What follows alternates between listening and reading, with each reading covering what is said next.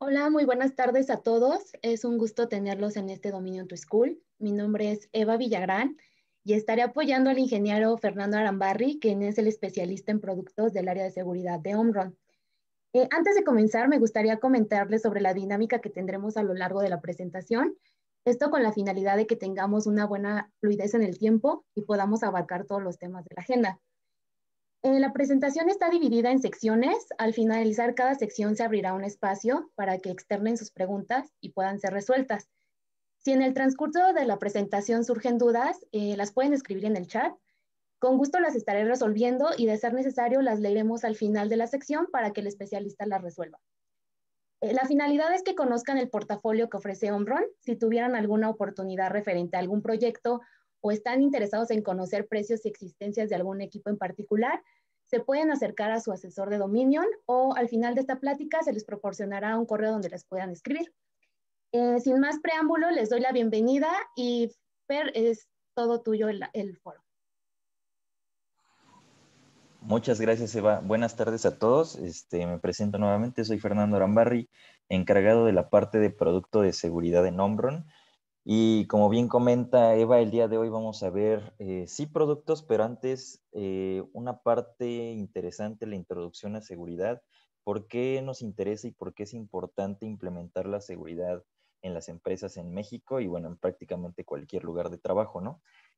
Comenzamos. Cualquier pregunta que tengan ahí en el chat, nos van a apoyar a contestarla y si no, igual al final de cada sección estaremos respondiendo las preguntas.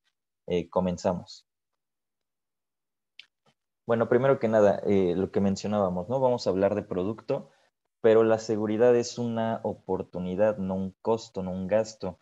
¿Y por qué se da esto? Bueno, más allá de instalar el producto, en la seguridad involucran varios temas que incluyen mejorar procesos, tal vez poner guardas que no sean precisamente equipos electrónicos, entrenar al personal. Entonces es una combinación de factores que vamos a hacer y es una inversión más allá de un gasto. Ahorita vamos a ver por qué estamos hablando de esto.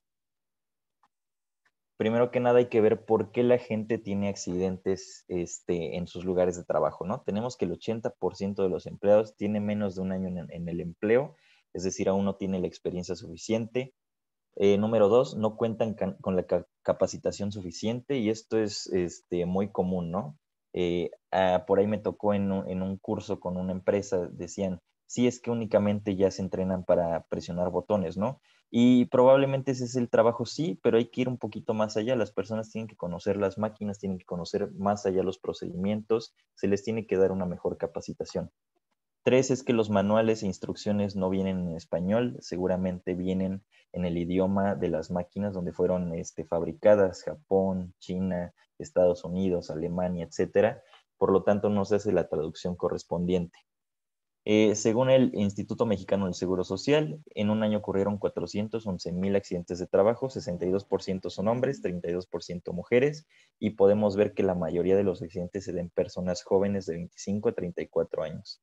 También hay otro dato, la Organización Internacional del Trabajo dice que cada día mueren en el mundo cerca de 6,300 trabajadores, cada día. Entonces, esto nos da una idea de la magnitud y el problema que es de manera mundial. Hablando ya un poquito más en México, según otra vez las estadísticas del IMSS, tenemos al día 1,446 accidentes de trabajo. Esto incluye no solo plantas de fabricación de automóviles o de procesos, etcétera, sino todos los accidentes laborales, ¿no? En la industria de la construcción, las personas que trabajan en casa, etcétera. Sin embargo, vamos a ver una tendencia muy marcada. Al año, en promedio, tenemos 1,364 defunciones, 27,000 personas pierden una parte de su cuerpo. Y ahora, ¿quiénes son los principales en accidentarse? Industrias de la transformación, es la industria donde estamos generalmente involucrados, donde hay automatización, procesos, etcétera. Los operadores de maquinaria industrial son uno de los primeros, pues la población más accidentada en México, en conjunto con los transportistas, ¿no? Los choferes de camiones, por ejemplo.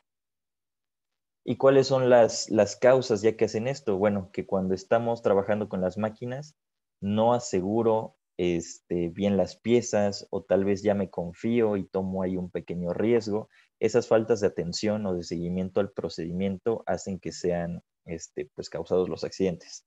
Y otra es falta de atención a los alrededores, ¿no? Cada alrededor es diferente, la máquina puede ser la misma, pero instalada en diferentes lugares de la planta, pues estamos hablando de temas completamente distintos, ¿no? Entonces también no poner la debida atención a los alrededores, incluso desde que hacemos la instalación de la máquina, puede ser o puede resultar en un accidente. Ahora, las consecuencias de un accidente sí son claramente humanas, porque hay trabajadores que pierden, se incapacitan para poder trabajar en lo que resta de su vida o acaban en muerte, ¿no? Y eso es ya de por sí un costo bastante alto que las personas tienen que pagar. Ahora vamos a hablar un poco más de cuestiones económicas para las empresas, ¿no? Para el lugar del trabajo. Primero que nada, cuando alguien se accidenta tenemos un costo inmediato. Este es un costo que tenemos que pagar de contado, digámoslo así, inmediatamente después, por ejemplo, la hospitalización del trabajador. Y vamos a ver algunos ejemplos. Según la ley, hay que pagar una indemnización de 5,000 días por una defunción, que equivalen a aproximadamente 350,500 pesos, ¿no? Esto en caso de una muerte. Ahora, por un costo promedio, por ponerlo así, para accidentes no fatales, tal vez la pérdida de un dedo, la fractura, etcétera, son 200,000 pesos, ¿no? En promedio de accidentes. Aparte de eso, tengo que hacer un paro de operaciones para que venga la autoridad, que en este caso es la Secretaría del Trabajo, que haga una investigación y una supervisión. Y hasta que la autoridad no me diga que mis condiciones son seguras, yo no puedo seguir produciendo, ¿no? Eso sería la punta del iceberg, ¿no? Que son los costos, digamos, más baratos, más económicos por pagar. Posteriormente tenemos los costos indirectos. Son todos los costos que vienen después del accidente. Y estos podemos estar hablando que son de 3 a 4 veces la cantidad de los costos inmediatos. ¿En qué consisten? El daño al equipo o herramientas que pudo haber ocasionado el accidente. Hay que reemplazar el equipo, hay que reemplazar las herramientas, pérdida de producción, ya que, como les mencionaba, se hace un paro de operaciones para que venga la autoridad y haga su investigación. Hay que reemplazar al trabajador, ya sea conseguir un reemplazo internamente o, en el peor de los casos, externamente, pero todo esto conlleva que hay que dar un entrenamiento, ¿no? Para que el operador esté capacitado para hacer las funciones que hacía la persona que se accidentó. Multas que pueden venir de la Secretaría del Trabajo, por ejemplo, por no cumplir con la norma vigente. Y la imagen pública, ¿no? Que también es algo que puede dañarse mucho. Si estamos hablando de una empresa grande que tuvo un accidente o de un proveedor de una empresa grande, seguramente pierda contratos, ¿no? Se va a ver afectada su imagen y pues esto sí puede repercutir económicamente. Otros de los costos indirectos de los que pudiéramos hablar son demandas por el mismo trabajador o por la empresa que está, digo, perdón, por la familia que está demandando a la empresa. Y por cada accidente, si la empresa tiene un seguro, tendrá que pagar pólizas más caras de seguro, ¿no? Es como nuestro auto, si sufrimos ahí un pequeño accidente, van a ver que la próxima póliza de seguro va a ser un poco más cara, ¿no? Y es por estos reportes de accidentes que se van generando. Como ven, no estamos hablando de costos bajos, ¿no? Son costos realmente altos y esto sumado a la pérdida humana, como ya bien les mencionaba. Entonces, es importante ver a la seguridad como una inversión y no como un gasto. Probablemente salga muchísimo más barato implementar un sistema de seguridad antes de que ocurra el accidente, porque después, por la misma ley que me va a decir tienes que asegurar que esta máquina se asegura, pues lo voy a terminar implementando, ¿no? Entonces va a ser un gasto doble. Ahora vamos a hablar un poco de las diferencias entre un estándar y una regulación, y esto va muy de la mano con lo que les mencionaba de la ley, ¿no? Cómo la ley checa que mis máquinas son seguras o no. Bueno, ¿cuál sería la diferencia? Hay dos conceptos que de entrada pueden sonar muy similares. Vamos a ver qué es un estándar. Un estándar es un documento, por decirlo así, que va a hablar de cierto tema, en este caso seguridad de maquinaria, y ese tema, pues le va a dar, o ese documento más bien, le va a dar palabras comunes para que cualquier persona que habla de él se pueda entender. ¿no? Entonces, si yo les voy a hablar de conceptos de seguridad más adelante, pues todos esos vienen delimitados en estos estándares, ¿no? Generalmente los estándares los dan organismos internacionales independientes, por ejemplo, la ISO, ANSI, NFPA, que se compone, por ejemplo, la ISO de varios países, ¿no? Tiene comités, tiene personas de todo el mundo. La ANSI es un poco más americana, pero lo usamos muchas veces en muchos países o empresas como estándar, ya que las empresas madres son de Estados Unidos, ¿no? Por ejemplo.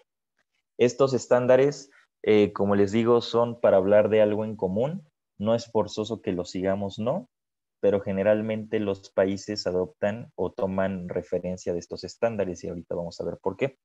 Ahora, una regulación depende del país de origen. En el caso de nosotros, México, nosotros tenemos que seguir la regulación que da el gobierno, o sea, la Secretaría del Trabajo y Previsión Social, y la norma que nosotros seguimos es la norma oficial mexicana. En el caso de seguridad de maquinaria, seguimos la NOM 004. Si fuera, por ejemplo, otro país, en Estados Unidos, por ejemplo, sería la OSHA, es como si fuera la Secretaría del Trabajo, y ya dependerá de la región geográfica. Entonces, lo que por ley debemos seguir es una regulación. Sin embargo, estas regulaciones vienen muy influenciadas por los estándares internacionales. Ahora, ¿qué normas, qué estándares debo seguir? Como bien les decía, la Secretaría del Trabajo da la norma oficial mexicana. La NOM 004 es la norma actual vigente. Tenemos aquí un detalle muy importante. Esta NOM 004 es muy general cuando habla de seguridad de maquinaria. Y les voy a dar un ejemplo que va a ser casi real, ¿no? Les va a decir, bueno, para tal cosa, tú tienes que asegurar que tu máquina sea segura, ¿no? Y eso es todo lo que te dice. O sea, no dice, usas estas medidas, usas estos procedimientos, solo dice, haz que se asegura. Entonces, genera, o típicamente todas las empresas cumplirían, ¿no? Con una norma tan ambigua. Por eso nosotros como Omron, y es lo que muchas empresas también están ya tornando, es a seguir los estándares internacionales. En el caso de seguridad de maquinaria hay varios. Nos regimos nosotros por la ISO, que en este caso son ISO 12100 e ISO 13849-1, pero hay otras normas internacionales, por ejemplo, de ANSI, que son armónicas, y con armónicas quiero decir que muchos de los conceptos van a ser muy similares. Entonces, seguramente si cumplimos nosotros con la ISO, probablemente estaremos cumpliendo con otras normas internacionales, ¿no? Entonces, es un buen punto de partida, ¿no? Ver si yo estoy cumpliendo. Y aquí hay otra buena noticia. La norma oficial mexicana, la NOM 004, está sufriendo actualmente un proceso de ley para que se actualice. Probablemente veamos el próximo año, en 2 años, que la NOM 004 tiene la actualización, y esta actualización va muy de la mano con la ISO 13849-1, que es la que vamos a estar revisando. Entonces, es muy bueno que todos ustedes se vayan preparando, ¿no? Porque ese cambio va a ser eventual, ya a un mediano plazo, y va a ser muy bueno que todos ustedes estén ya con el conocimiento por adelantado y que sepan que esto ya va a ser ley, ¿no? Ya no va a ser opcional cumplir los lineamientos internacionales. Vamos a hablar un poquito de esta norma precisamente, la NISO 13849-1, que básicamente nos dice qué medidas podemos tomar nosotros para hacer una reducción del riesgo. Antes de pasar a esta sección, me gustaría ver si alguien tiene alguna pregunta, duda, que lo diga ya sea por micrófono o por chat, antes de continuar.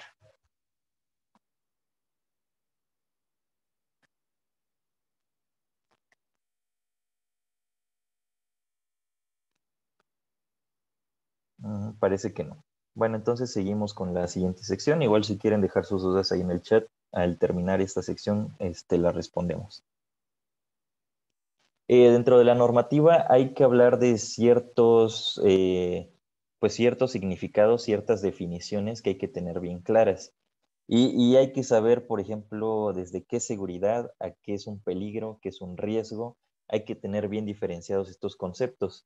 Aquí en esta primera imagen vamos a hablar de la definición de un peligro.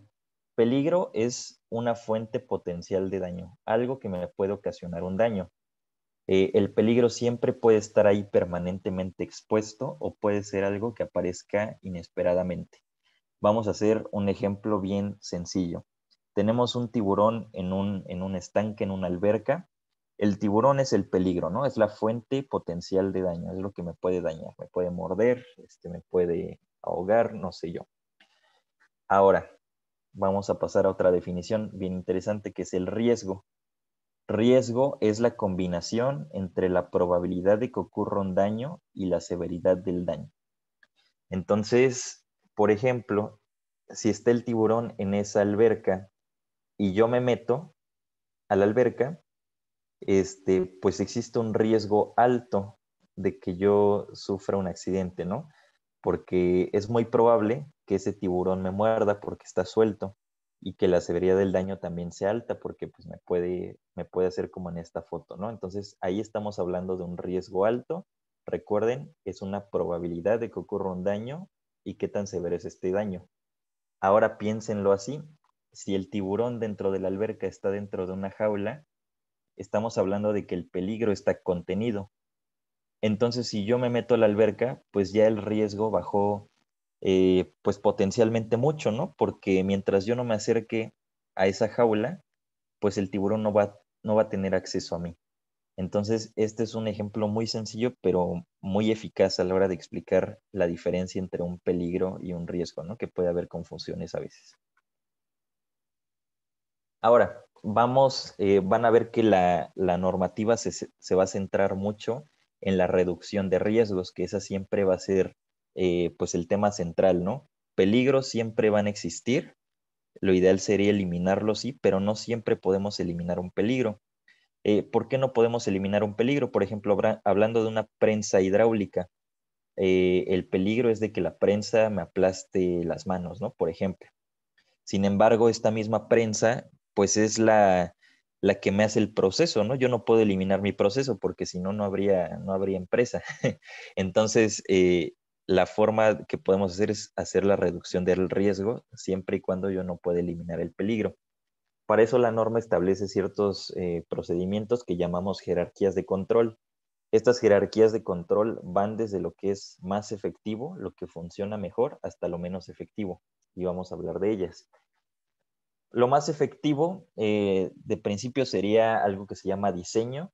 Diseño es que yo diseñe la máquina segura desde el principio o que yo le haga modificaciones al diseño original de la máquina con el fin de evitar o sustituir los peligros. Por ejemplo, en la prensa yo eliminaría ese proceso, ¿no? El de la prensa misma. En este caso no puedo hacerlo. Si no puedo hacerlo, tengo que pasar a la siguiente opción. La siguiente opción sería colocar guardas fijas. Entonces, si yo cerco la prensa, pues ya nadie puede tener acceso, el peligro está contenido. Sin embargo, hay veces que yo no puedo hacer esto, porque yo requiero, por ejemplo, poner las piezas manualmente o yo tengo que revisar algo en la prensa antes de que baje. Entonces, si yo no puedo hacer esto, yo recurro a algo que se llama acceso monitoreado. Acceso monitoreado sería, por ejemplo, colocar unas cortinas de seguridad o un dispositivo que detecte, que sense que yo estoy ahí y mientras yo estoy ahí, pues no van a permitir que la prensa se accione, ¿no? Entonces me permite entrar a la zona peligrosa, me permite convivir con ese peligro, sí, pero de una manera mucho más segura. Lo siguiente sería colocar medidas administrativas. Eso quiere decir colocar avisos de que no me acerque porque es peligroso, alarmas, entrenar al personal, decirle no te acerques aquí porque te puede aplastar la prensa, etc. Y finalmente el equipo de protección personal, que son el casco, gafas, botas, etc. Sin embargo, como ven, las últimas dos, medidas administrativas y equipo de protección personal, son las menos efectivas. ¿Y por qué será esto? Bueno, por dos factores. Primero que nada, dependen de las personas seguirlas o no. Por ejemplo, si las personas de HS no están checando que los visitantes tengan casco, pues el visitante puede no ponérselo y algo le puede caer, ¿no? Y se puede dañar o no puede traer botas. Muchos ejemplos, ¿no? Medidas administrativas, yo puedo poner una alerta de, oye, es muy peligroso que te acerques a la prensa, aléjate. pero muchas veces, desafortunadamente, esto no se sigue, ¿no? No se presta atención a este tipo de advertencias y por lo tanto, pues no son tan efectivas como sería colocar guardas tapando directamente el peligro. Sin embargo, esto no quiere decir que no sean útiles, ¿no? Sirven para otro tipo de cuestiones. Por ejemplo, los cascos sirven por si caen objetos, las botas sirven por si me cae algo, las gafas sirven por si rebota algún tipo de pieza o de viruta, por ejemplo, de un proceso, ¿no? Sirven para otro tipo de cuestiones, pero no tanto para las máquinas en sí. No quiere decir que no se usen. De hecho, lo ideal es que usemos todas estas medidas en conjunto, porque en conjunto todas estas jerarquías de control me van a dar un nivel de riesgo aceptable. Y un nivel de riesgo aceptable es uno donde pues un accidente, si llegara a ocurrir, va a ocasionar solo un daño leve, reversible, algo que se puede curar con primeros auxilios, pero no más, ¿no? Entonces, el nivel de riesgo aceptable ustedes lo definen. Lo mínimo sería, como les digo, algo que se pueda curar con primeros auxilios, pero pueden ustedes ponerse más estrictos y decir, no, pues quiero que sea cero accidentes en esta instalación, en esta fábrica, ¿no? Entonces, pues eso es algo que definen ustedes y eso se logra gracias a todas estas medidas en conjunto. Vamos a ver el ejemplo. Tenemos aquí un pistón que sube y baja, es un pistón cilíndrico, por lo tanto representa un peligro de aplastamiento. La primera medida, que era rediseño, sería diseñar otra vez esa máquina de manera que el peligro ya no exista. En este caso muy concreto se le dio otra forma al pistón, una forma cónica, entonces sube y baja, pero aunque yo meta la mano, ya no va a haber manera de que me aplaste, ¿no? Entonces aquí eliminas el peligro por completo. La segunda sería colocar guardas de protección, o algún dispositivo tal vez optoelectrónico que me detecte y que no me permita pasar mientras está accionado este pistón. ¿Es más efectivo? Bueno, es efectivo, sí. ¿Cuál es la desventaja de esto? Bueno, que si alguien tal vez quita las guardas para dar un mantenimiento y no sigue los procedimientos y no las vuelve a colocar, pues el peligro queda expuesto otra vez, ¿no? Es como si no hubiéramos hecho nada, entonces hay que tener mucho cuidado con esto. Y número 3 sería colocar un aviso de advertencia, ¿no? Pero como bien les mencionaba, muchas veces desafortunadamente no se sigue, no se leen los avisos. Ahora, bien, implementando esto en conjunto, como les dije, nos va a dar un nivel de riesgo aceptable, es algo que ustedes determinan. Puede ser el conjunto o debe ser el conjunto de diseñar la máquina bien para disminuir los peligros lo más posible, colocar el equipo correspondiente, guardas, cortinas, interlocks, una combinación de todo lo que sea necesario y los demás procedimientos administrativos, ¿no? Reglamentos, procedimientos, entrenamiento al personal, todo forma parte de un conjunto. Ahora, dentro de la norma también se manejan unos pasos que debemos de seguir para poder cumplir con la seguridad, que llamamos ciclo de seguridad en maquinaria. Lo van a ver a continuación. Antes de que yo haga cualquier cosa en la máquina, primero que nada tengo que hacer una evaluación en sitio. Es decir, voy a la máquina, tengo que fijarme bien quién está operando la máquina, cuántas personas la llegan a operar, qué procesos se hacen ahí, todos los procesos que se hagan ahí, cuáles son las fuentes de alimentación, cuál es el tiempo de vida útil de la máquina, cuáles son los peligros. Aquí tengo que identificar los peligros, ¿no? Si existe un peligro eléctrico, un peligro mecánico de aplastamiento, un peligro de sustancias químicas, un peligro de vibración de la máquina, de rayos láser. Tengo que tomar en cuenta todas estas cuestiones. Ya que tengo este análisis, tengo que identificar el nivel de riesgos. Por ejemplo, en la prensa colocar las piezas pues representa un riesgo alto, ¿no? Anoto eso. Ahora, cuando le doy mantenimiento a la prensa, me tengo que meter ahí. ¿Qué riesgo representa? Ah, pues también es un riesgo alto. Y así, o sea, por cada actividad que se realice en esa máquina, sin falta, hasta la actividad de limpiarla, se tiene que analizar para ver si representa algún riesgo. Y yo le voy asignando, ¿es un riesgo bajo, es un riesgo medio o es un riesgo alto? Ya que tengo esto, paso al siguiente paso, que es un diseño o ingeniería, que es básicamente proponer una solución, que es lo que les comentaba, ¿no? Colocar guardas, rediseñar la máquina, procedimientos, etcétera. Paso a la instalación del equipo, a entrenar al personal, todo esto. Luego paso a una validación, que este es un paso bien importante. Ya que tengo la validación, tengo que probar en la máquina que lo que instalé está funcionando de acuerdo a mi diseño y si el nivel de riesgo ya bajó con este equipo que está instalado. Si ya bajó al nivel de riesgo que yo deseé, que yo diseñé, que yo esperaba, pues puedo seguir al siguiente paso. Pero si no, tengo que volver a hacer una evaluación en sitio ya con esta nueva solución, ¿no? Entonces, esto es un paso muy importante. Si yo pasé mi validación, paso al entrenamiento, que es que las personas que trabajan ahí y a sus alrededores, todas las personas que estén involucradas, mantenimiento, producción, operadores, etcétera, conozcan los cambios, conozcan pues los nuevos procedimientos y dispositivos para que pues no tenga ahí no tengan problemas, ¿no? Porque esto es algo que también es importante. La seguridad no te estorba ni te debería bajar la productividad, al contrario, te ayuda a que aumente. Y bueno, finalmente pasamos a la evaluación en sitio nuevamente. Esto es algo que se tiene que repetir idealmente cada año.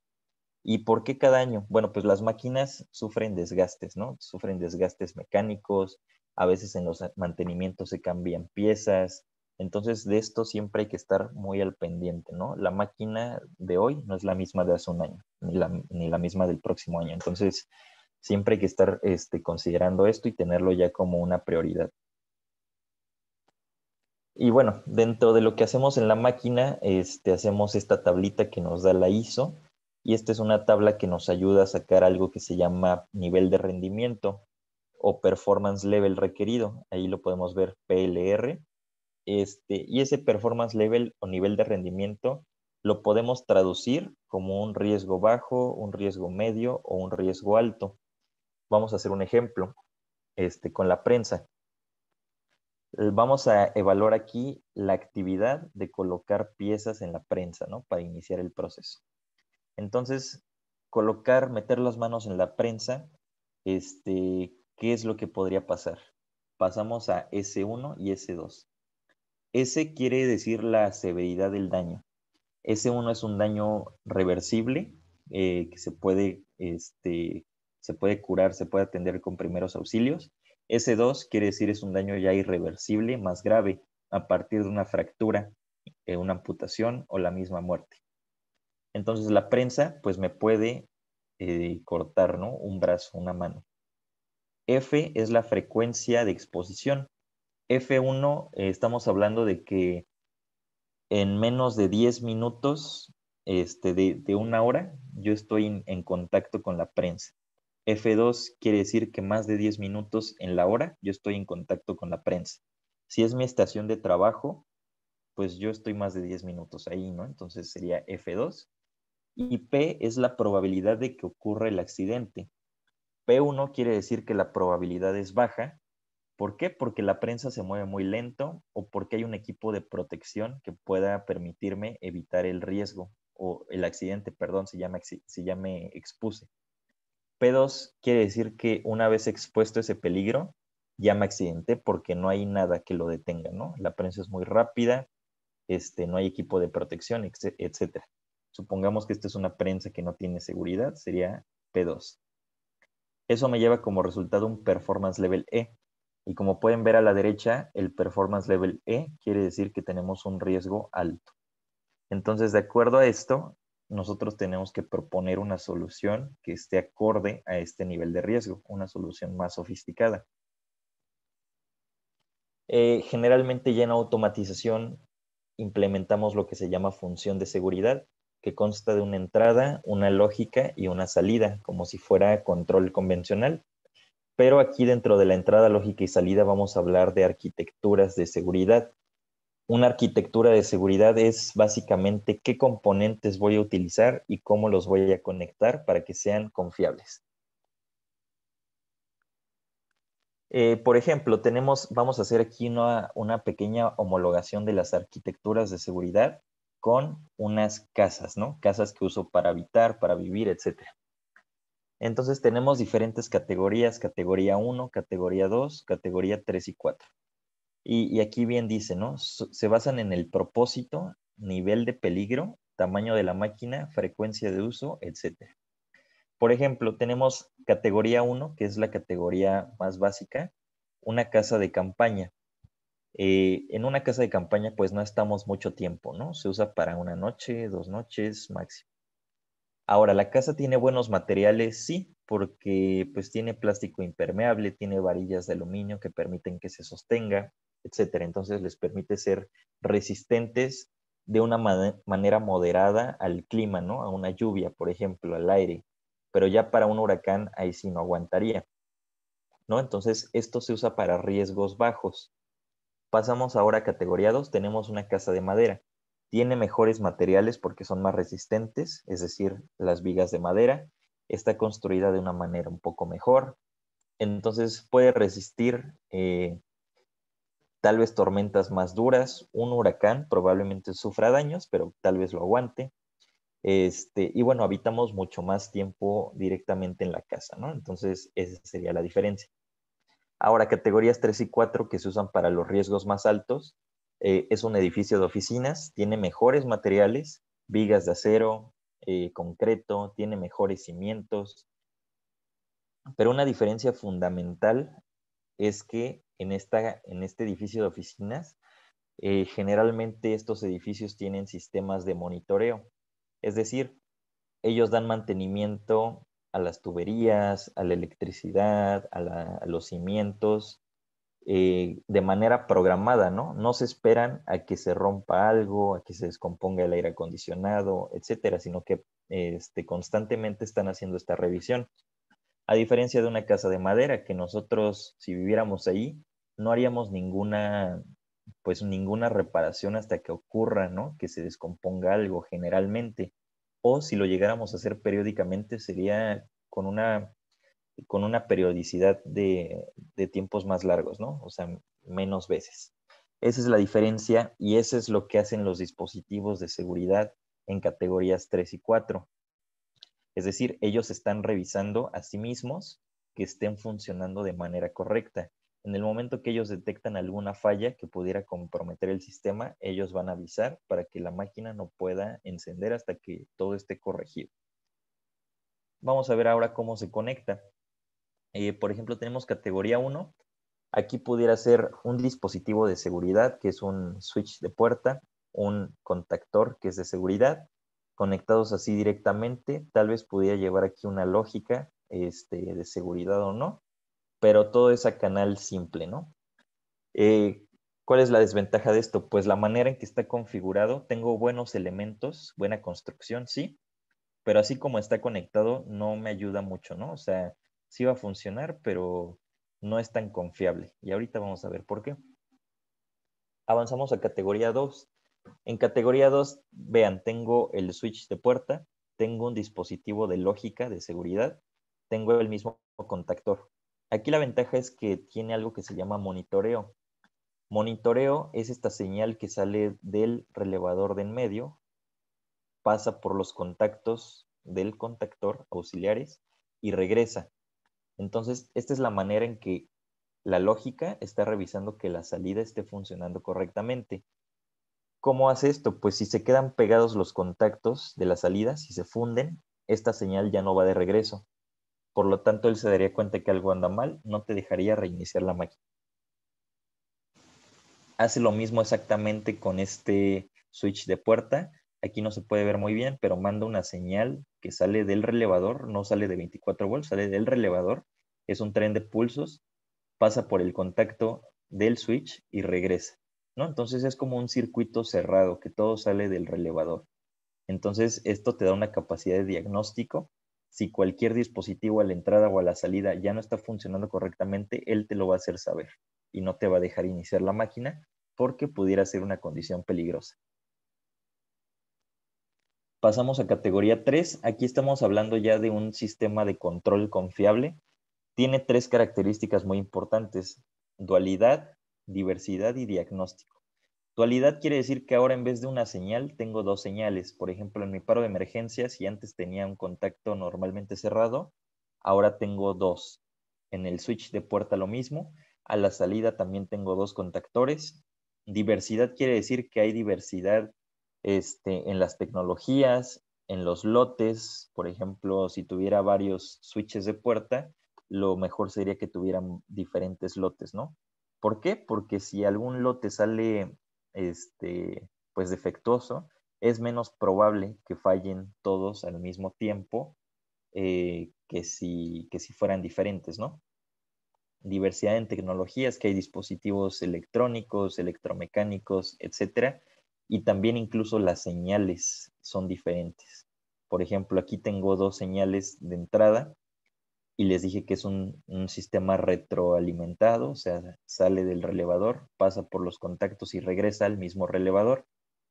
Esas dos señales tienen un tren de pulsos y cada uno entre sí es diferente. Entonces estamos hablando de diversidad. Y diagnóstico. Diagnóstico es lo mismo que vimos en la categoría 2, es decir, yo mando la señal a mis contactores y también mando la señal a mis dispositivos a la entrada, ¿no? Entonces así checo que todo esté funcionando correctamente. Y aquí nos dice, una sola falla no hace que perdamos la función de seguridad, ¿no? Si el switch de puerta fallara en una de las señales, pues la otra señal va a seguir funcionando. Sin embargo, el relevador detecta esta discrepancia y te para la máquina, ¿no? Entonces, si yo bypaseo también alguna señal, él se va a dar cuenta, él me va a parar la máquina. Entonces, es más seguro hacerlo así que en una categoría 2. Finalmente, estamos hablando ya de categoría 4, sigue siendo control confiable. Aquí la diferencia es que, pues, típicamente vamos a ver que no podemos conectar elementos en serie. Por ejemplo, aquí tenemos las cortinas conectadas directamente al relevador y en algunos dispositivos como estos switches de puerta, si yo quisiera conectar varios en una sola máquina, tendría que ser a entradas diferentes del relevador, o sea, a diferentes relevadores conectados, ¿no? ¿Por qué? Porque la capacidad de diagnóstico de los dispositivos va a bajar. La capacidad de diagnóstico no es más que el dispositivo se dé cuenta de una falla. Entonces, cuando están conectados en serie muchos dispositivos, va a ser un poco más tardado que se haga ese diagnóstico. Va a tardar milisegundos más. Pero esos milisegundos más, pues pueden ser diferencia entre que la prensa paró a tiempo o que sí llegó a mis manos, ¿no? Listo, entonces como pueden ver, sí está muy influenciado qué dispositivos uso en mis sistemas de seguridad, pero también cómo los configuro. Si yo no respeto estas conexiones, por ejemplo, pues puede que tenga las mejores cortinas, el mejor relevador, pero tal vez si yo no puse esta retroalimentación, tal vez yo caiga en categoría 3, incluso categoría 2, ¿no? O en el peor de los casos, categoría 1. Por lo tanto, sí es muy recomendable sigan pues estos pequeños diagramas de conexión que son así muy visuales, pero en general así van a terminar conectando las cosas y que les dé una idea, ¿no? Dependiendo del riesgo, qué categoría voy a usar. Vamos a pasar esto. Aquí tenemos un pequeño diagrama ya real para que ustedes hagan la comparación. Este es un circuito categoría 4, Performance Level E, que recuerden es el más alto de riesgo. Tenemos un paro de emergencia conectado del lado izquierdo. Como pueden ver, tiene dos contactos normalmente cerrados. Está retroalimentado, es decir, la señal entra y sale del relé de seguridad, ¿no? Son dos señales por separado.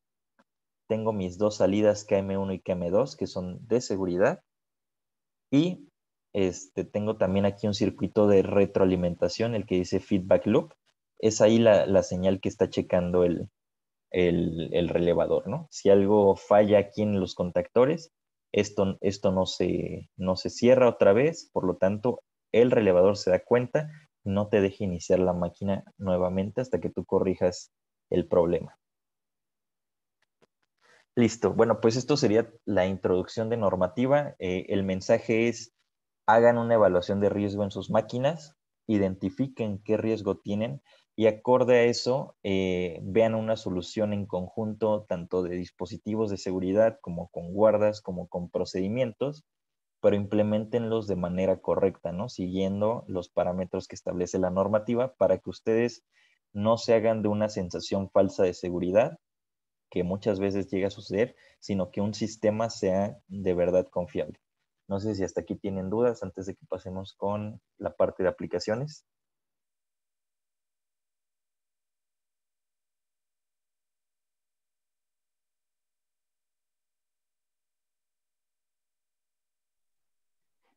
Me parece que no hay dudas, Fer. Al menos en el chat no hay.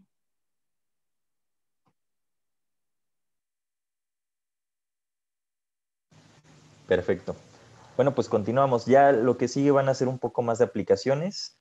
Les voy a hablar de algunos dispositivos que tiene Omron, ya productos para que puedan implementar y que les sirva también, se hagan una idea, ¿no? Si tienen procesos, cómo puedo implementar dispositivos, en qué aplicaciones sí, en cuáles no. Y bueno, Omron es una empresa que tiene varias unidades de negocio, de automatización, sensores, robots, sistemas de visión. Pero bueno, hablando específicamente de la parte de seguridad, es un portafolio bastante amplio.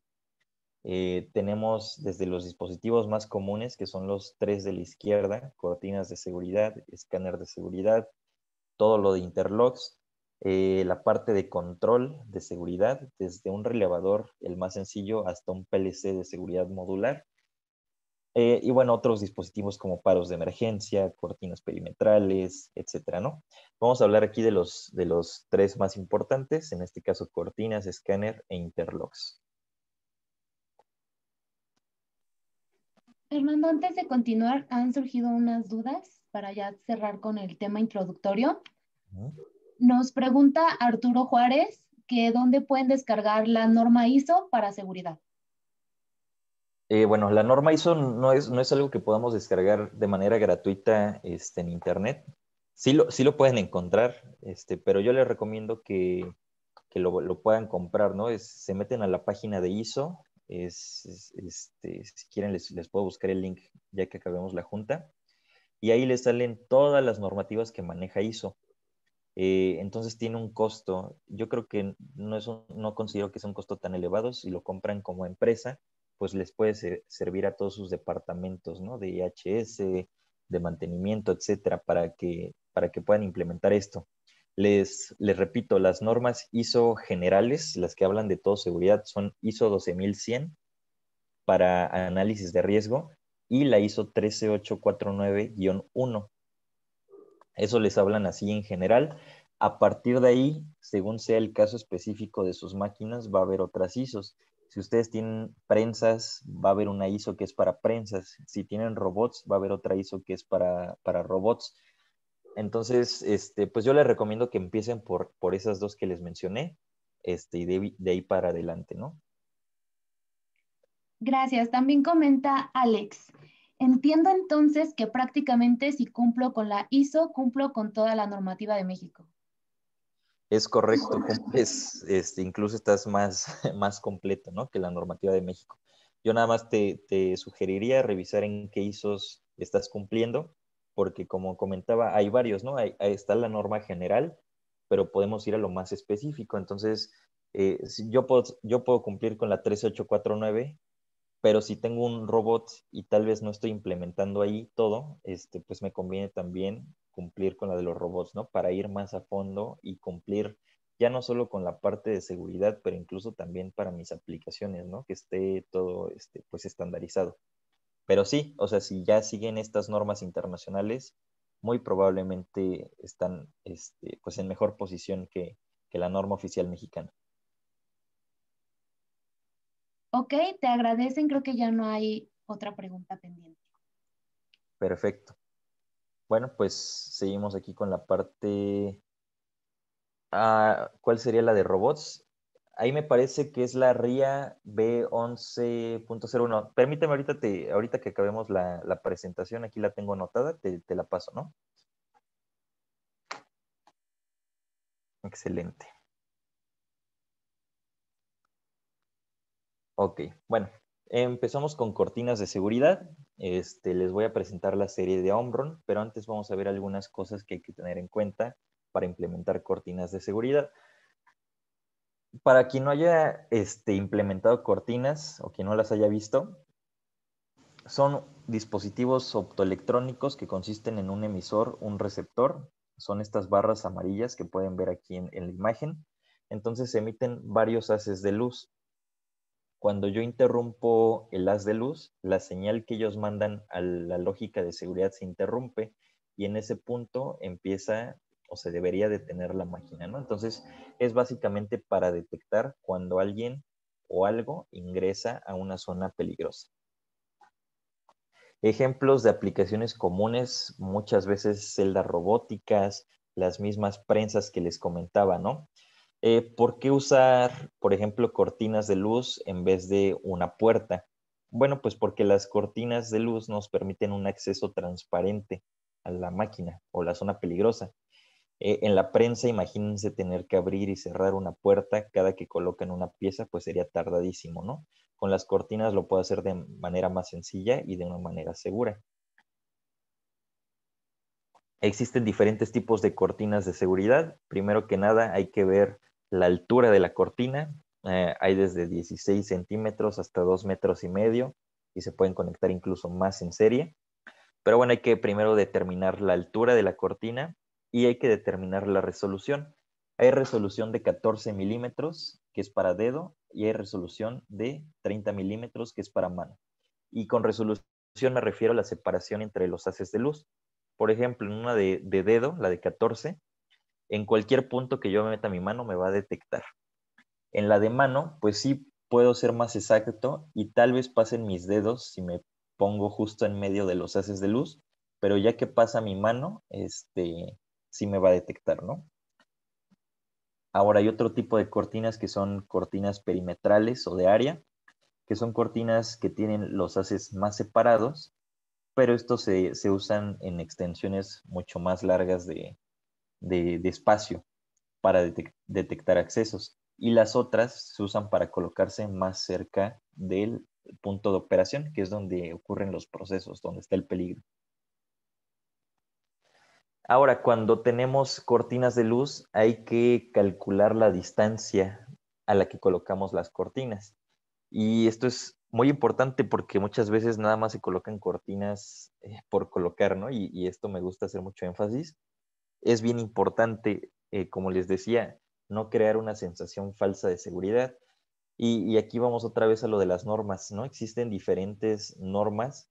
Por ejemplo, tenemos la ANSI B11.19 o la RIA R15.06, que las dos nos dan una fórmula para hacer el cálculo de esta distancia de las cortinas. Entonces ya no estamos partiendo directamente de la ISO, sino ya estamos haciendo uso de otras normas. Y esto está perfectamente bien, ¿no? Mientras yo siga, yo las puedo combinar, mientras yo me asegure que yo cumplo con todos los requisitos, ¿no? De la aplicación. Bueno, y lo que nos dice esta fórmula es la distancia mínima a la que coloco las cortinas de la prensa, por ejemplo. ¿Cómo calculo eso? Bueno, con K, que es una constante, una velocidad de aproximamiento, 1,6 metros por segundo, que es más o menos la velocidad a la que yo camino, y K multiplicado por la suma de TS, TC, TR. Y esos son los tiempos de respuesta. TS es el tiempo de parada de la máquina. ¿Cuánto se tarda la máquina en parar desde que yo le mandé la señal de paro, ¿no? 1 segundo, medio segundo, 2 segundos, esto hay que medirlo. Tiempo de respuesta del dispositivo de control, de mi PLC, de mi relevador de seguridad y tiempo de respuesta de mi dispositivo de safeguarding, en este caso la cortina, que también viene especificado. Sumamos estos tres tiempos, que son los tiempos de reacción de la máquina para que esté totalmente detenida, lo multiplico por K y sumo también el factor de penetración.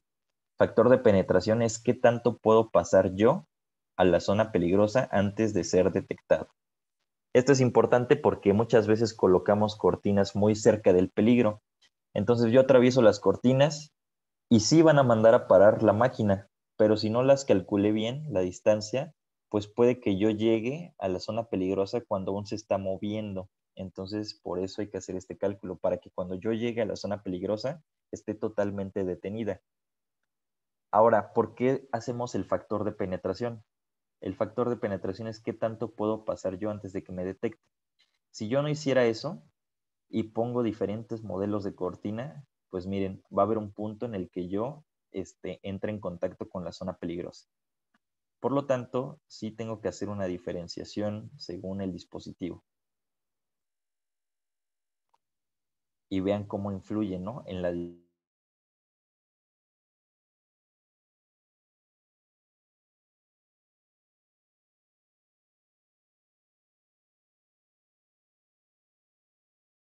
distancia que yo coloco mis cosas, que ustedes hagan uso de esta fórmula y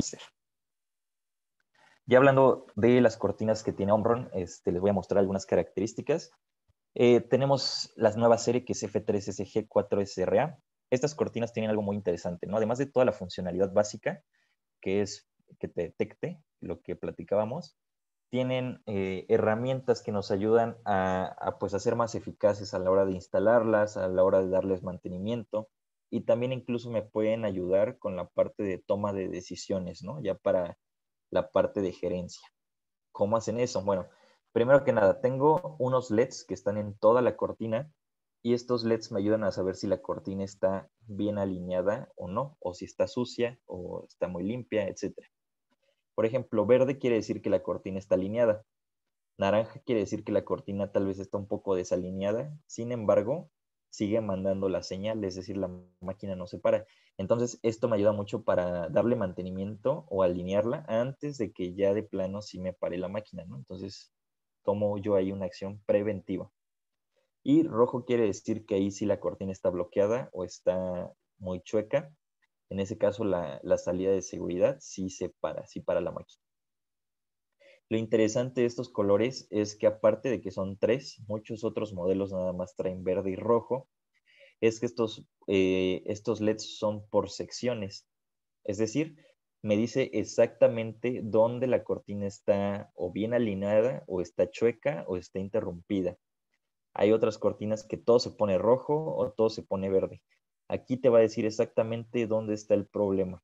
Y eso ayuda a que cuando lo estás instalando, pues lo puedas hacer de una manera muy sencilla guiándote con los colores. Ya no te tienes ni que conectar una computadora, ni que sacar una extensión para tratar de hacer ahí una línea recta, sino que directamente tú ves los colores y las líneas de una manera muy sencilla.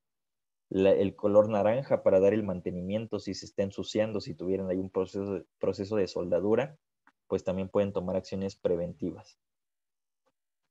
Otra cosa de estas cortinas es que ya todas las cortinas tienen habilitado IO-Link. Para eso únicamente necesito esta interfaz que es el Intelligent App. ¿Qué puedo hacer con IO-Link? Bueno, es un protocolo que se está usando mucho ya en Industria 4.0 que recopila datos de sensores, en este caso de cortinas. ¿Qué datos de cortinas puedo recopilar?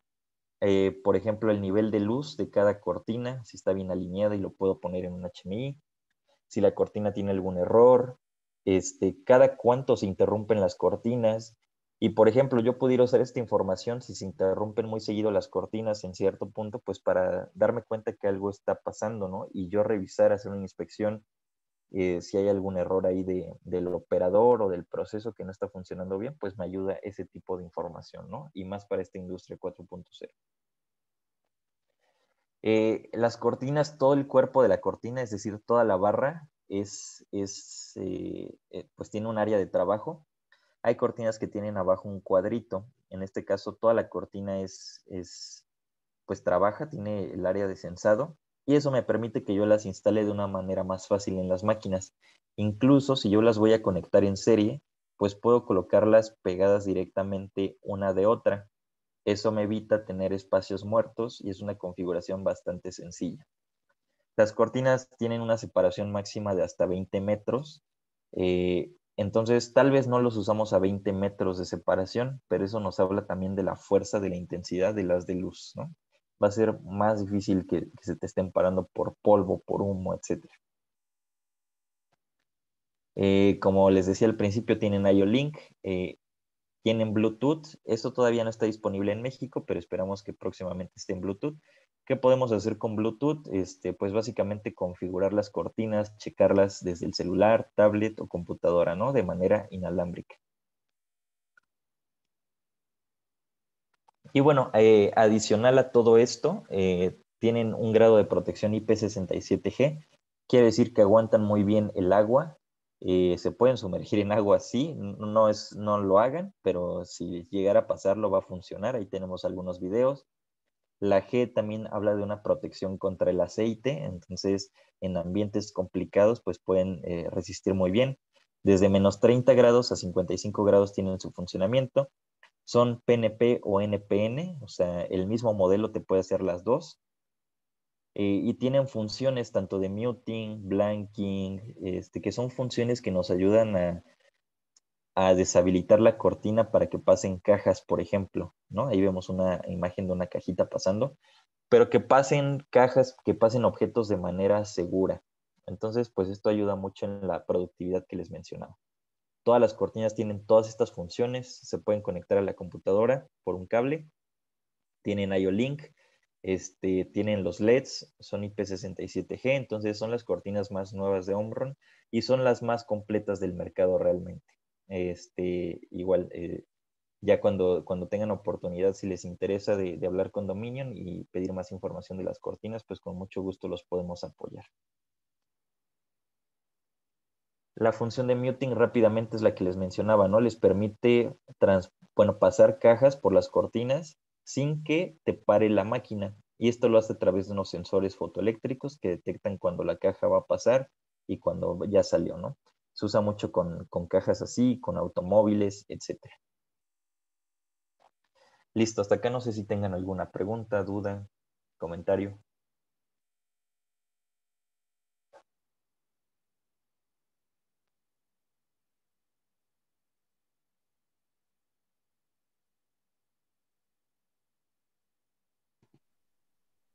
Creo que todo viene en el chat. Perfecto. Listo, vamos a pasar con otro dispositivo que es el escáner de seguridad. Una pregunta por ahí, ¿funcionan en máquinas con vibración? Sí, de hecho hemos reemplazado ya cortinas, incluso de Omron, ¿no? De otras series mucho más viejas y también de la competencia, que han estado en mucho estrés con vibración, que duran 2, 3 semanas, un mes, pero al mes o dos también ya se están descomponiendo. Hemos reemplazado exitosamente esas cortinas con esta serie y pues ya hay un caso de éxito de que llevan un año, ¿no? Esperemos todavía dure muchos más, pero bueno, ese es cuando salieron, se reemplazaron y siguen funcionando. Entonces, esa es una muy buena referencia de que sí soportan la vibración muy bien. Incluso las cortinas también ahí no lo mencioné, pero tienen un sensor de vibración. Si la vibración fuera muy excesiva, ellas pueden mandar una alerta, ya sea por IO-Link o tal vez por alguna señal, ¿no? Incluso te guardan el registro de cuándo ocurrió esa vibración anormal. Entonces la respuesta es sí.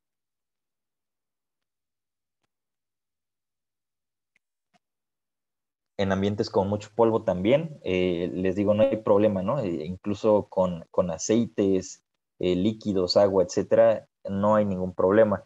Con el polvo, tal vez lo que pudiera pasar es que te va ensuciando la ventana, pero pues el láser es muy potente, sí, y si en algún momento sí fuera demasiado el polvo, como les dije, nos va a avisar, ¿no? Con los LEDs se van a poner amarillos y así es como yo me puedo dar una idea de cuándo limpiarlas antes de que me pare la máquina el mismo polvo.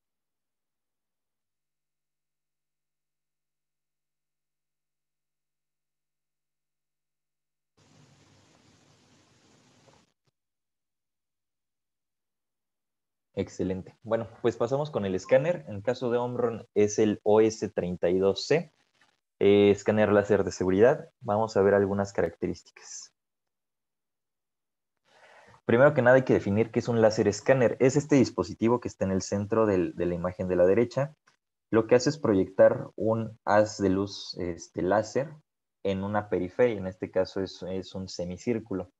Son 270 grados el ángulo máximo de protección. Son 4 metros para la zona de seguridad. La zona de seguridad es la zona roja que tenemos aquí.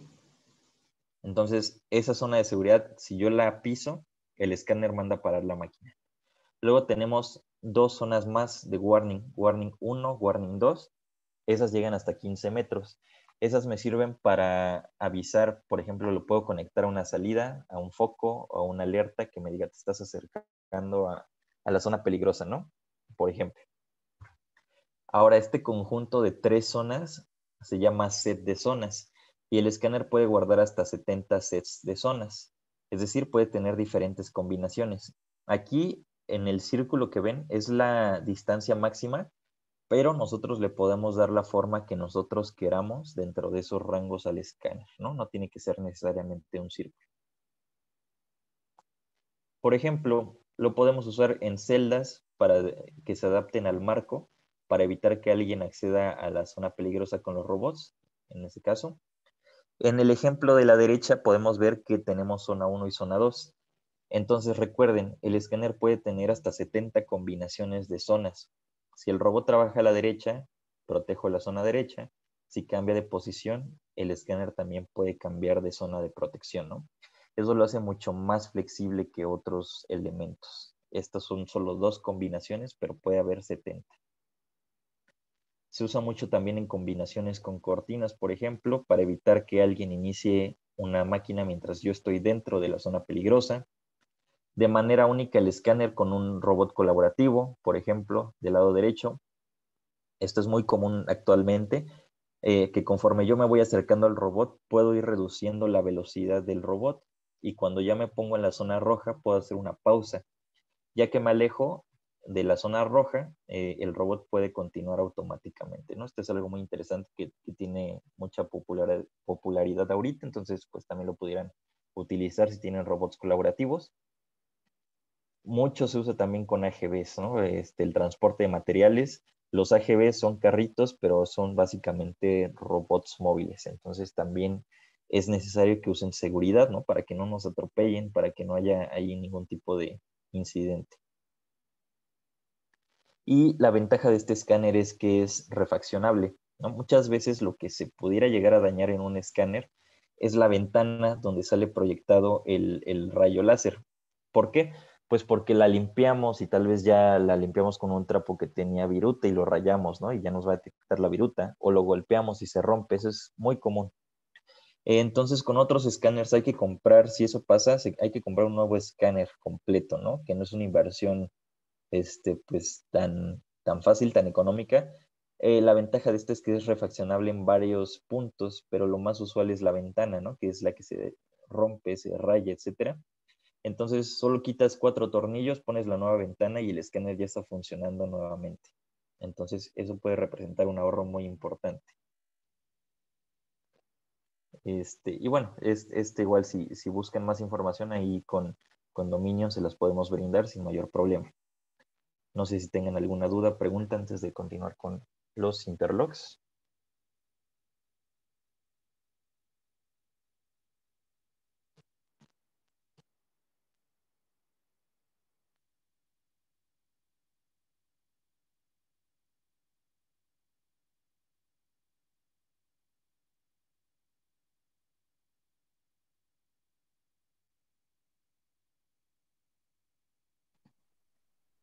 Parece que no hay nada en el chat.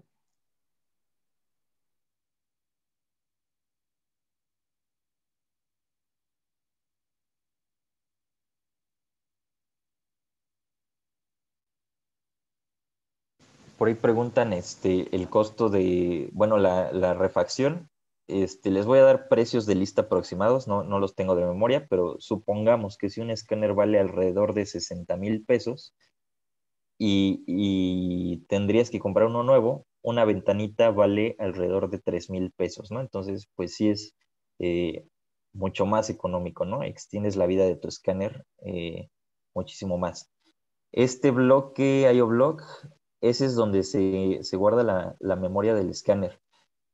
Ese sí te debería el precio, pero yo estimo que esté en unos 20, 30,000 pesos. La verdad habría que revisar eso, pero igual si te podemos mandar información. Lo que sí es que estos IO Blocks, ese que señalaron ahí, es muy raro que se dañen, ¿no? Porque pues, realmente es nada más la tarjeta electrónica. Lo que sí pudiera también llegar a dañarse en otra cuestión sería el sensor block, que es esta parte que tiene la ventana y la parte amarilla, ¿no? Porque ahí está el motor que está girando un espejo que hace que el enlace proyecte. Es más común eso. Pero bueno, también sería cosa de que les mandemos la información con los costos precisos, ¿no? Si así lo desean.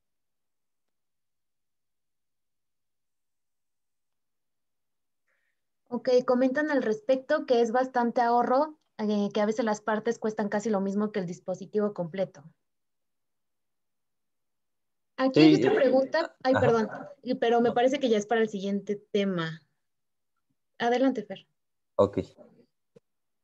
Sí, aprovechando esa pregunta de los microswitch, no tenemos áreas clasificadas.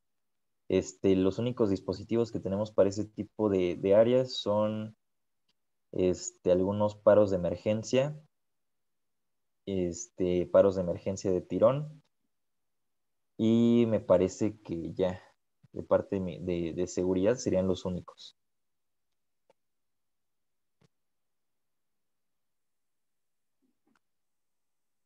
Listo. Bueno, vamos a pasar al último tema, la parte de interlocks mecánicos de seguridad.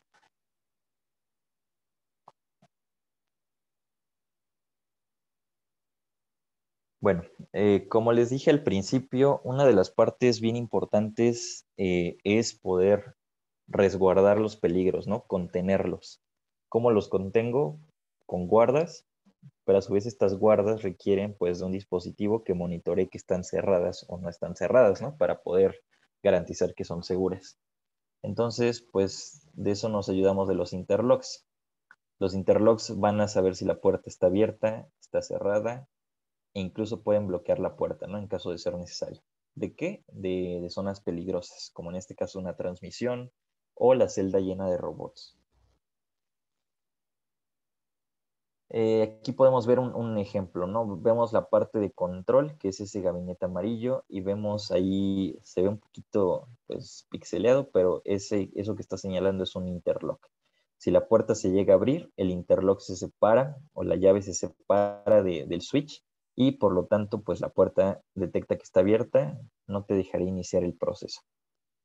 Funcionan básicamente así. Estos son los interlocks mecánicos actuados por una lengüeta. El interlock es el dispositivo rojo, la lengüeta es ese pequeño dispositivo gris que funciona, digamos, como una llave, ¿no? Al cerrar la puerta, se unen y activas el interlock.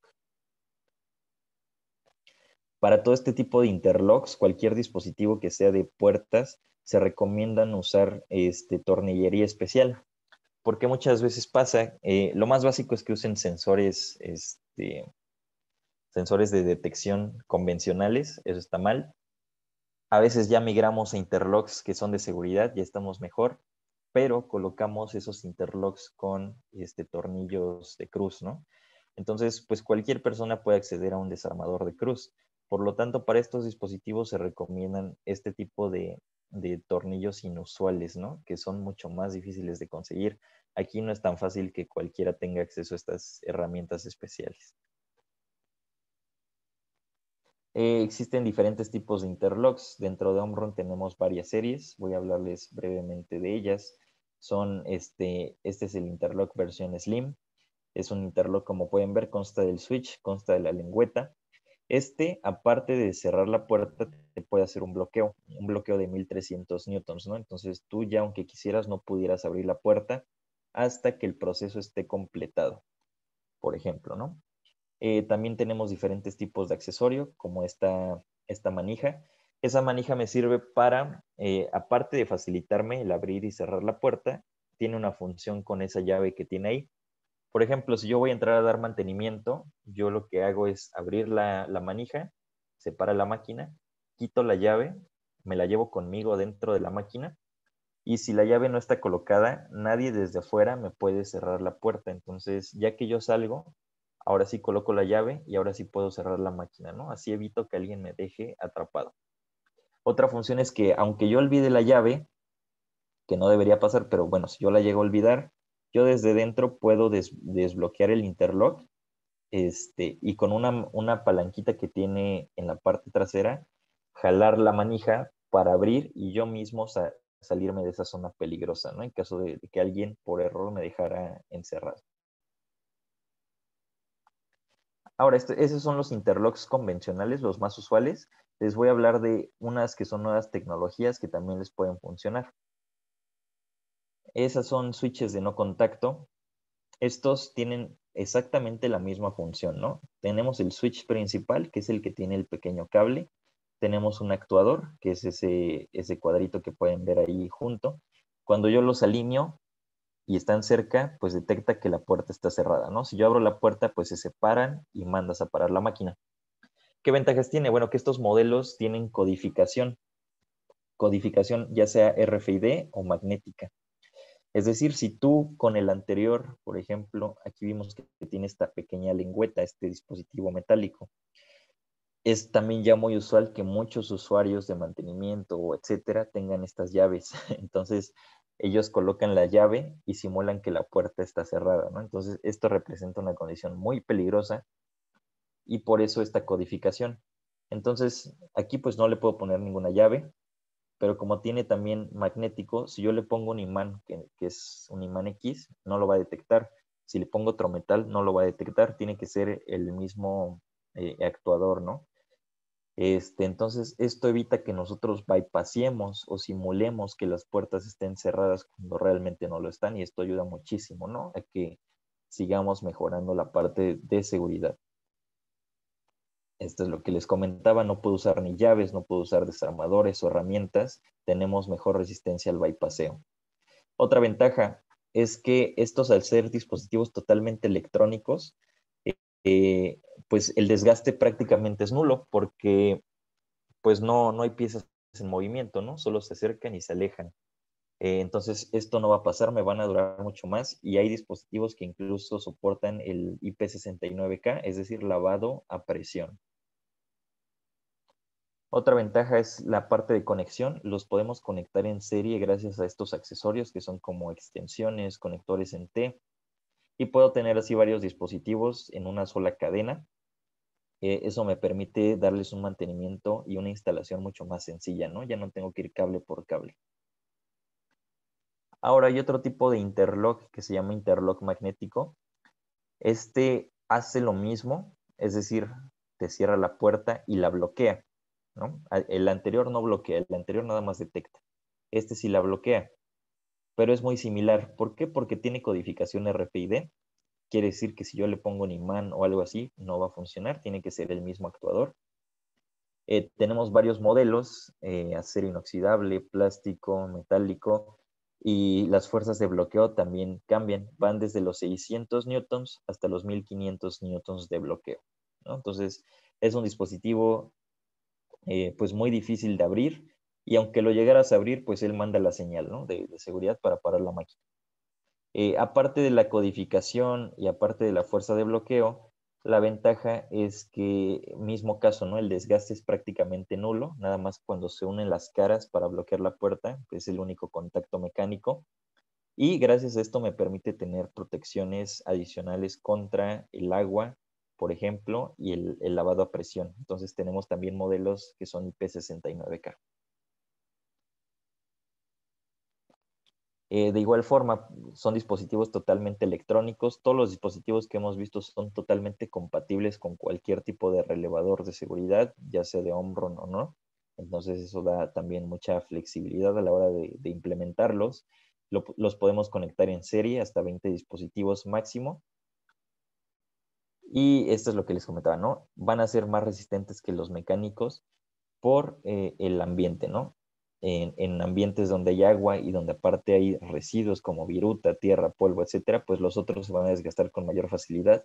Estos van a durar mucho más porque no tienen contacto. No se pueden bypassear tampoco gracias a la tecnología RFID.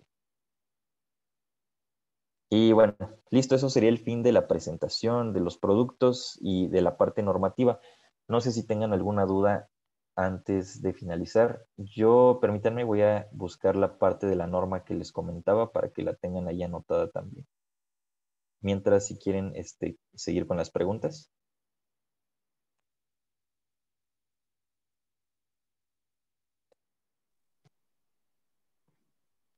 Ok, comentan que para visitas en planta de algún proyecto, ¿a quién me dirijo? Esto es a través de de los asesores de Dominion. Si no están con uno ya específicamente, están dejando aquí sus correos justo en este momento para que tengan el contacto. A través de ellos, pues contactan directamente al especialista, en este caso al ingeniero Fernando, y pues con mucho gusto lo podemos revisar ya más a detalle.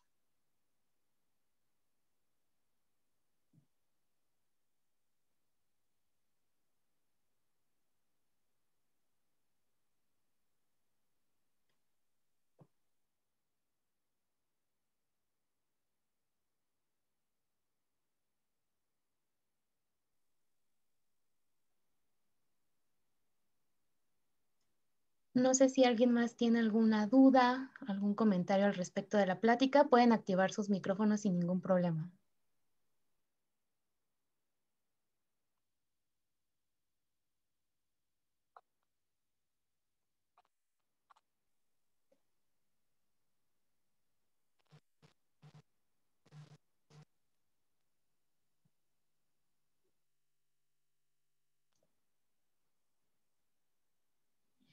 Nos preguntan si el video de esta presentación se les va a compartir. Tengo entendido que se sube al canal de Dominion después de cierto tiempo. Si no, de cualquier forma, les haremos llegar la información al departamento de mercadotecnia que se encargará de estarlo distribuyendo posteriormente.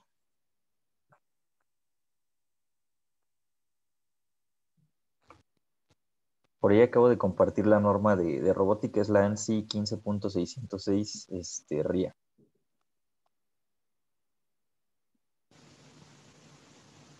¿Eso es para los robots? Sí. Ok.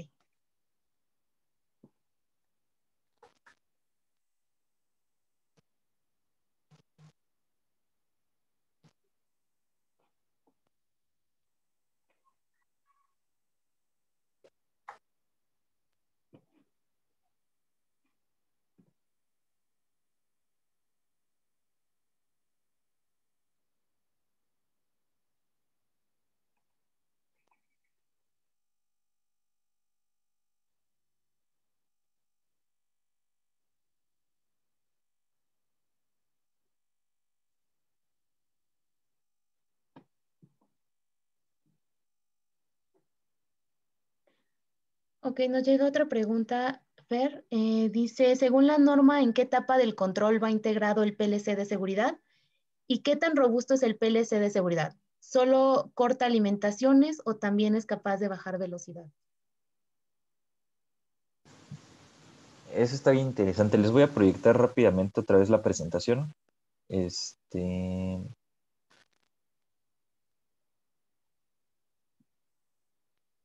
Miren aquí. Este es el diagrama que vimos, ¿no? Ya de un sistema de seguridad implementado. Entonces, vean, tenemos el PLC o el relevador de seguridad aquí como centro. Él controla KM1 y KM2 que están aquí abajo, ya cerca del motor. Pero ahí arriba vemos que sale un PLC. Entonces, el PLC de seguridad, el de abajo, cuando manda un paro de la máquina, manda una señal al PLC para que él a su vez pare un contactor adicional. Es decir, el PLC tiene su KM3, que es su control principal. Él es el que se encarga de todas las tareas disponibles. Pero el PLC de seguridad tiene sus contactores KM1, KM2, que son aparte. Entonces estamos hablando de que son dos sistemas aparte, pero unidos. ¿Por qué? Porque el PLC de seguridad al parar, les digo, manda la señal para que él pare. Pero como el PLC no es confiable en cuanto a una situación de emergencia, independientemente de que él lo haga o no, yo como seguridad ya mandé a cortar la alimentación, ¿no? En una situación ideal, yo corto aquí, KM1 y KM2, pero el PLC tendría que hacer lo mismo al mismo tiempo. Ahora, ya hay dispositivos como servomotores, los drives de los motores, que tienen entradas de seguridad. Entonces, en vez de mandar estas señales a KM1 y KM2, puedo mandar estas señales a mi inversor o mi servo drive para que ellos a su vez, por su propio circuito de seguridad integrado, hagan esta reducción, ya sea un paro tal cual un paro de emergencia o bajen la velocidad de los motores, etcétera. Entonces, ya estamos hablando de que varios dispositivos tienen estas entradas específicas de seguridad, ¿no? Para hacer lo propio. Mismo caso con robots.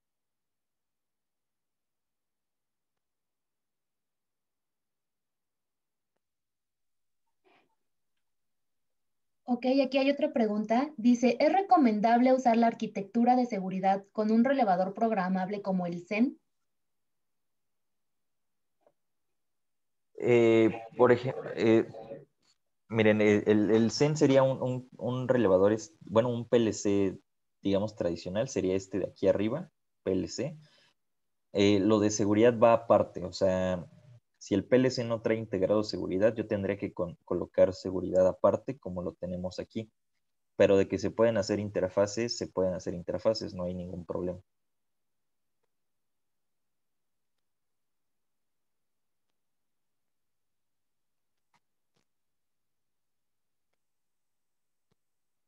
No sé si eso responde a la pregunta. En la próxima sesión también estaremos hablando un poquito más de controladores de seguridad, ¿no? Que eso también es un tema bastante interesante.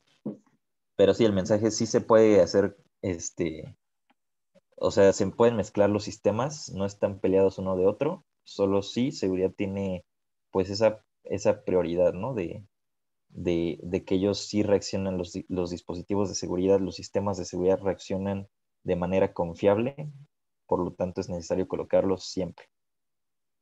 Y bueno, a propósito de la próxima reunión o la segunda parte de esta plática, para comentarles, es el 21 de julio, hay que estar pendientes de las redes de Dominion para hacer el registro.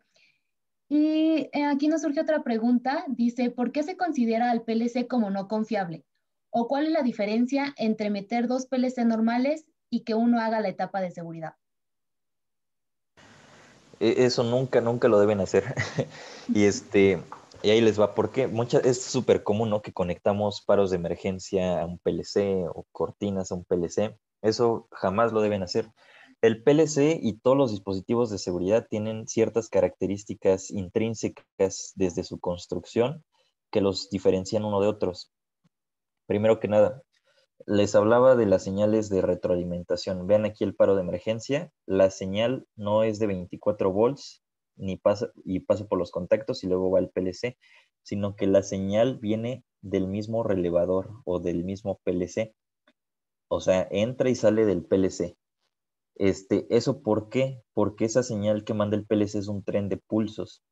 Si tú quisieras conectarle 24 volts, quiere decir que estás bypassando la señal y eso es una condición peligrosa.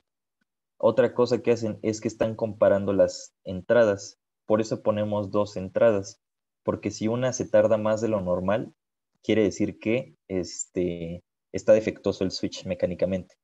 Pero ¿cómo sé que se tarda más de lo normal? Porque el PLC bueno, el PLC de seguridad está comparando estas señales. Si los tiempos no concuerdan, hay una falla. Eso no lo hace el PLC normal.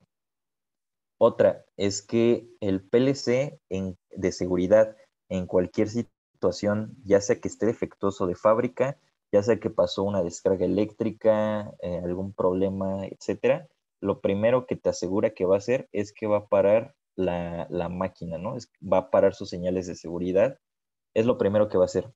Y un PLC puede que se quede trabado en un circuito, bueno, en un diagrama, tal vez se saltó el paro de emergencia y ya no lo está leyendo o X se trabó, etcétera, ¿no? Y entonces no es confiable en ese sentido.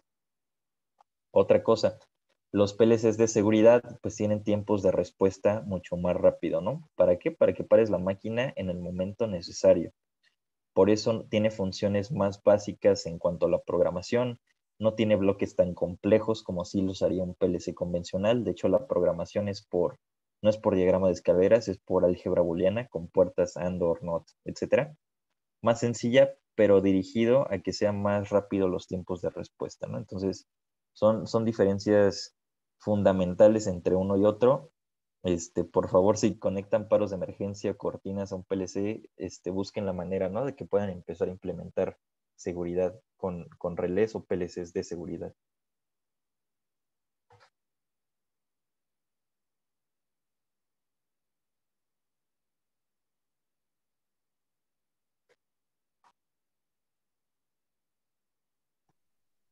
Perfecto. No sé si hay alguna otra duda que quieran compartir.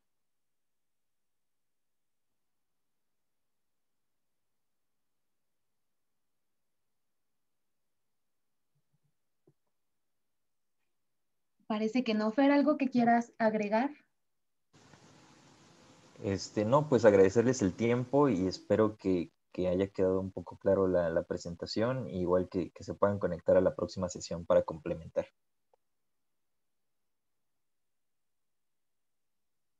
Ok, pues muchas gracias por la parte, de esta parte ya es todo por este momento. Pues ya les cedemos otra vez el foro a nuestros anfitriones de dominio para que ellos nos den las últimas indicaciones. Muchas gracias por su tiempo y pues estamos en contacto. Les agradecemos a todos por su asistencia y los invitamos a nuestras próximas pláticas. Por nuestra parte sería todo. Si gustan, si tienen alguna duda o comentario, alguna cotización, pueden dejarnos, pueden mandarnos un correo a ventas11@dominion.com.mx. Ahí también estaremos compartiendo, si nos hacen llegar por el chat sus correos electrónicos, estaremos haciendo llegar el video de esta presentación. Por nuestra parte es todo y les agradecemos su tiempo.